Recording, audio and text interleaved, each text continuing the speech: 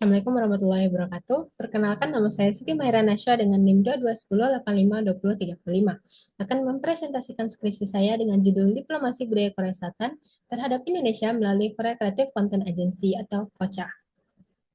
Yang pertama yaitu satu pendahuluan. Korea Selatan telah menggunakan fenomena Korean Wave atau bisa kita sebut sebagai Hallyu sebagai diplomasi budayanya melalui konten kreatif seperti K-pop, K-drama, K-beauty, dan K-fashion. Untuk mengimplementasikan Hallyu ini secara sistematis, pemerintah Korea Selatan mendirikan Korea Creative Content Agency atau KOCA pada tahun 2009.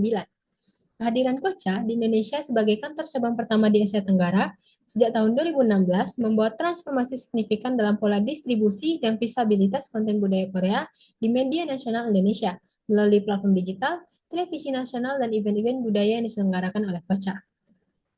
Pertanyaan penelitian ini yaitu bagaimana strategi diplomasi budaya Korea Selatan terhadap Indonesia melalui Korea Creative Content Agency. Dengan tujuan penelitian yaitu untuk menganalisis strategi diplomasi budaya Korea Selatan melalui KOCA di Indonesia dalam menyebarkan konten budaya Korea di Indonesia. Pada penelitian ini menggunakan teori diplomasi budaya oleh Fabio Carbone, yang dimana Fabio sendiri mengusulkan 4 komponen utama yaitu agen, agenda, vehicle, dan target audience.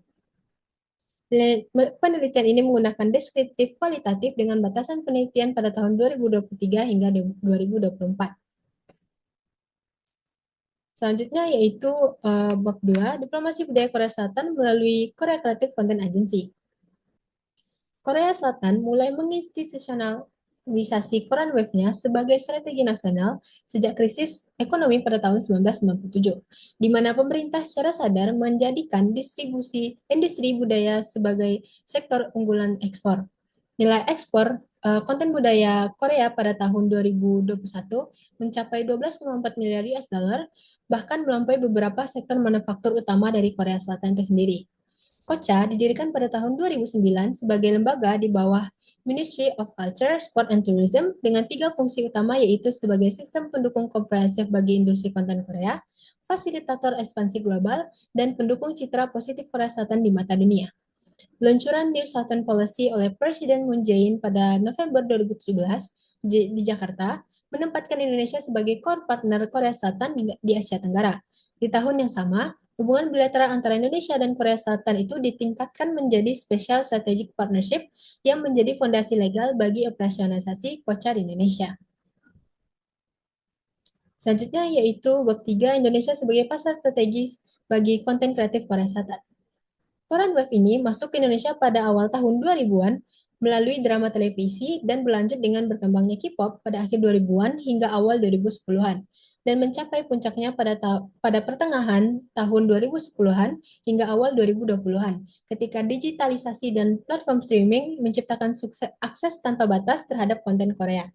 Struktur demografis di Indonesia ini menjadi salah satu faktor utama yang mendukung hal tersebut, di mana hampir 53,81% populasinya merupakan generasi Z dan milenial yang berjumlah sekitar 144,87 juta jiwa dan aktif mengonsumsi konten digital.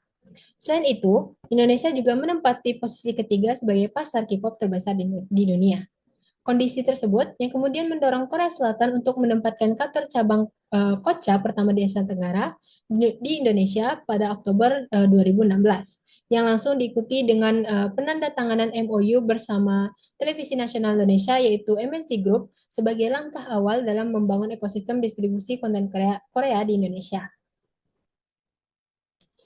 Selanjutnya yaitu bab 4, analisis diplomasi budaya Korea Selatan melalui Korea Creative Content Agency di Indonesia, di mana bab ini menganalisis bagaimana Korea menggunakan KOCA-nya sebagai alat diplomasi budaya di Indonesia melalui kerangka konseptual Fabio Carbone yang mencakup 4 komponen utama yaitu agenda, vehicle, dan target audience.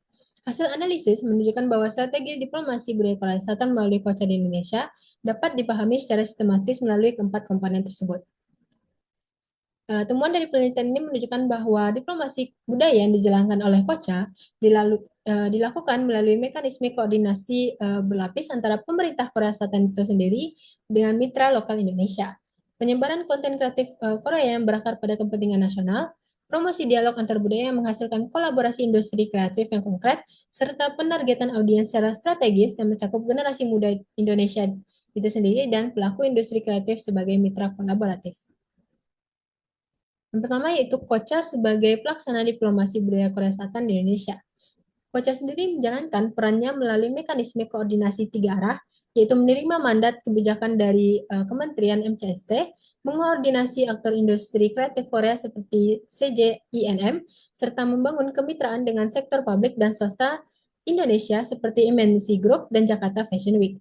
Legitimasi operasional KOCA di Indonesia diperkuat melalui MOU pada tahun 2013 antara kedua pemerintah dan peningkatan hubungan bilateral menjadi Special Strategic Partnership pada tahun 2017.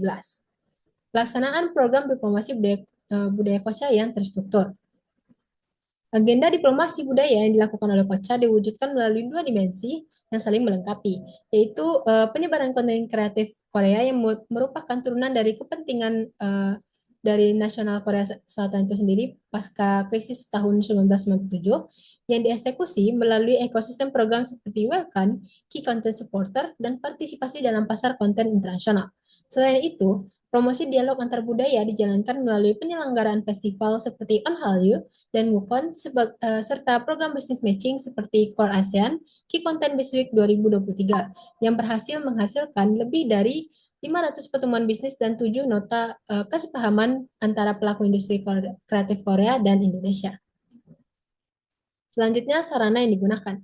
Karena KOCA tidak memiliki infrastruktur distribusi langsung di Indonesia, jadi KOCA memanfaatkan dan memperluas sarana yang telah tersedia melalui kerjasama mitra lokal.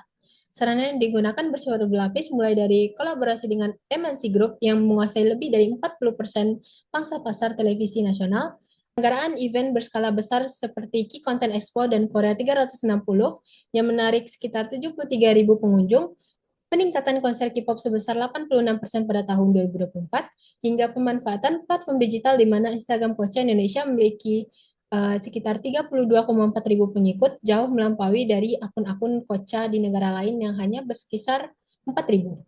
Selanjutnya yaitu menumbuhkan target audiens yang tepat. KOCA menadirkan dua kelompok audiens dengan pendekatan yang berbeda sesuai perannya masing-masing. Generasi muda di Indonesia dijangkau melalui alur bertahap dari pembangunan kesadaran melalui platform digital, keterlibatan aktif melalui program Key Content Supporter, hingga penciptaan pengalaman langsung melalui berbagai event budaya Korea. Sementara itu, pelaku industri kreatif Indonesia diposisikan sebagai mitra kolaboratif yang dijangkau melalui program business to business seperti Korea ASEAN Key Content Business Week 2023 dan kolaborasi dengan Jakarta Fashion Week. Terakhir yaitu penutup.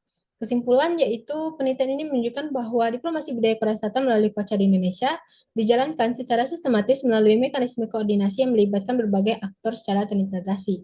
Melalui kemitraan strategis dengan sektor publik dan swasta di Indonesia, KOCA tidak hanya berperan sebagai lembaga promosi konten kreatif, tetapi juga sebagai penghubung institusional yang menerjemahkan kepentingan nasional Korea Selatan menjadi program-program operasional yang konkret di Indonesia. Selain memperluas jangkauan konten Korea melalui berbagai sarana yang disesuaikan dengan karakteristik target audiens, KOCA juga mendorong terbentuknya kolaborasi industri kreatif yang berkelanjutan antara kedua negara, sehingga diplomasi budaya yang dijalankan tidak bersifat satu arah saja, melainkan menghasilkan pertukaran yang saling menguntungkan bagi Indonesia dan Korea Selatan itu sendiri. Saran yaitu KOCA perlu terus mengembangkan pendekatan kolaboratif yang tidak hanya berfokus pada promosi konten Korea, tetapi juga memperhatikan pengembangan industri kreatif lokal di negara mitra. Pemerintah Indonesia juga bisa memanfaatkan meningkatnya popularitas budaya Korea ini sebagai peluang kerjasama ekonomi kreatif sekaligus mendorong daya saing budaya lokal. Penelitian selanjutnya mungkin dapat menggunakan pendekatan yang lebih luas seperti studi perbandingan antar negara untuk memberikan pemahaman yang lebih komprehensif. Sekian presentasi saya. Terima kasih. Assalamualaikum warahmatullahi wabarakatuh.